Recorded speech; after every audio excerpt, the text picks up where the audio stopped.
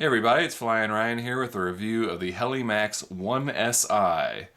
Now this is a pretty cool little quadcopter. It's basically an aerial video platform. Bigger quadcopters like the DJI Phantom or the Blade 350QX, they have GPS, which allows some pretty unique features. And this basically is bringing those kind of features to a micro platform without the need for GPS. This has actual direction control and return to pilot, and it uses some sort of transmitter system in the radio here itself to know where the pilot is. I'm not exactly sure how it does it, but it somehow knows where the radio is, so when you tell it to return to pilot, it comes back to the radio. You can actually kind of then, follow the pilot by moving the radio, and it'll follow along with you. And you can program how fast it comes back to the pilot too. So lots of neat features. And then with the actual direction control, it'll keep its right stick orientation. So whichever, left and right, regardless of the yaw position, left will always be left relative to the pilot. So if you're flying nose in and you go left, it'll go left. You go right, it'll go right. Rotate a quarter turn, left will still go left, right will still go right, and so on and so forth. Left is always left and right is always right. So that can be kind of helpful if you're videoing and you're kind of yawing around and you don't want to think about your right stick position. You just want left to always be left relative to you. It can be a little bit confusing for experienced pilots that are used to orientation, but once you kind of wrap your head around it, it actually works quite well. It has these neat prop guards here that are optional. You can take them on and off without even removing the props. They fit on over the prop, and then they just screw into place. And so they, keep the quad protected. If you bump into a wall or a tree or something outside, it won't crash. So pretty neat there. Comes with a 350 milliamp hour battery that takes about an hour to charge and gives you 7 minutes of flight time. And you can actually use this battery in other Heli-Max vehicles as well. And it's bigger than they've had before, so it's a little bit of an upgraded battery. Comes with a USB charging plug there. It comes with your 2 gigabyte micro SD memory card for the camera, and a really neat little USB reader for it. It's pretty cool. The card actually goes into the USB plug on one side and then plugs into your computer. It also comes with a full set of spare props and a screwdriver to install the prop guards. Now, it is only available in RTF because you need this transmitter for the return to pilot and actual direction controls. It is 4 channels, so you've got your full forward, backward, left, and right yaw, and throttle on the left there. And there have been people that have talked about it being low powered, which is pretty accurate. It's pretty weak. There's a lot of weight to it, especially with the camera and the bigger battery and everything. But you've got to remember, this is a video platform. This is not meant to be flown like a sport quad and doing a bunch of stunts and all that kind of stuff. This is meant to be take it slow and steady and video with it. So I didn't really have much issues with the power, flying it the way it's intended to be flown. So just kind of keep that in mind. It does have an interesting battery compartment here. So you've got this little hatch that opens up, and then you put the battery in there. So I had a little bit of trouble getting it all to fit in there quite right. Sometimes it can kind of be a little bit difficult to get it in there and then to get it closed. But no big deal. You get used to it. And then the camera here, you've got your lens can actually angle and point straight forward or point almost I guess maybe about a 45-degree angle down. And it's a pretty good camera for these built-in cameras. I'd say it's probably the best video quality you can get so far.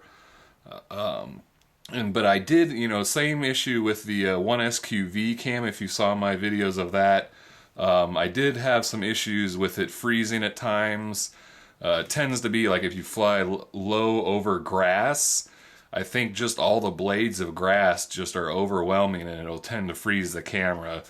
So keep that in mind. Try to keep your filming up high, where it's not getting overwhelmed by a ton of inputs. But other than that, I think it's a pretty good little heli.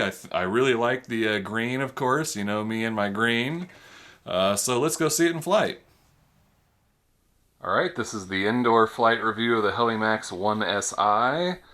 I'll go ahead and fly it outdoors when we get better weather, but for now I'll just kind of give you an idea of what it flies like indoors. One thing I wanted to point out, well, let's show you, so here on the left shoulder, the ICM is how you tap it to return to pilot, and you press and hold it to turn on the actual direction control. And then F mode on the right changes between 3-axis and 6-axis basically. It turns on what they call auto brake, which is 6-axis, so it'll auto level itself and turn on the brakes basically. Or you can turn that off and have 3-axis mode where it, you angle it and continues in that direction. And then your video and picture buttons are on the back. But when you give it gas, when you give it throttle, there are LEDs on each motor pod, but the blue in the back and red in the front, which is kind of weird to me, especially with the red light in the center. I'd like to have red all the way across the back and blue in the front, like, kind of like car headlights and your brake lights in the back. But with the red in the front and then the red in the back middle, sometimes orientation can get kind of confusing because you mix up this red light with the front red lights, and so that's kind of a weird color choice and orientation for the lights there, but that's just me. And then you can click the right stick to change between low rates and high rates. So I'll start out in low rates, and let's go ahead and start the video camera. Alright, so it should be filming now.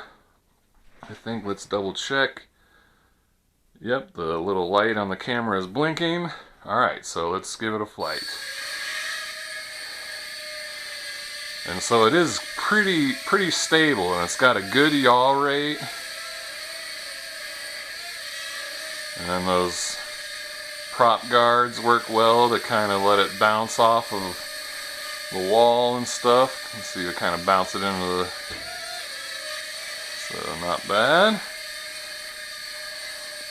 I don't know that I'll really be able to show off the return to pilot in such a small room. Let's see what happens.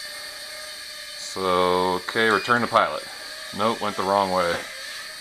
Yeah, it gets confused with return to pilot in a small area. It works better outdoors. But I did test it one time outside, and it actually did work. Not sure why it's going the exact opposite way in here, but yeah, I don't think I should try the orientation mode either, because that kind of breaks my brain, and in a small area here I won't have enough time to correct, so I think I'll need to leave those two features to show you more when I fly outside with it. This I just kind of wanted to show more, its stability and it's how it yaws and all that kind of stuff. Get the camera on there. And so, again, it's probably at a good 3/4, 80% throttle, somewhere around in there.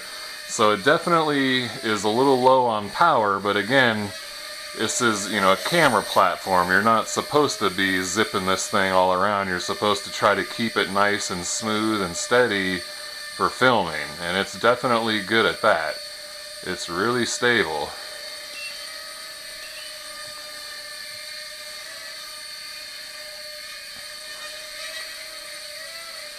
Whoa. What did I they got going on there.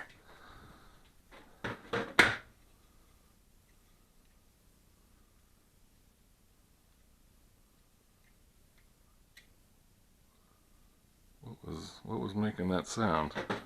Huh, not really sure what that was all about.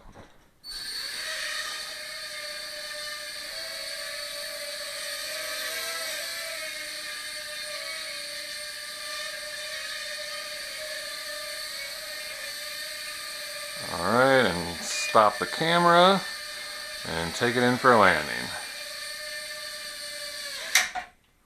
Alright, well that's the indoor flight, and again I will go give it an outdoor flight when the weather gets better, but it's all snowy and rainy here still, so that'll be a little bit. But anyway, thanks for watching, and please subscribe if you aren't already, and I'll see you next time.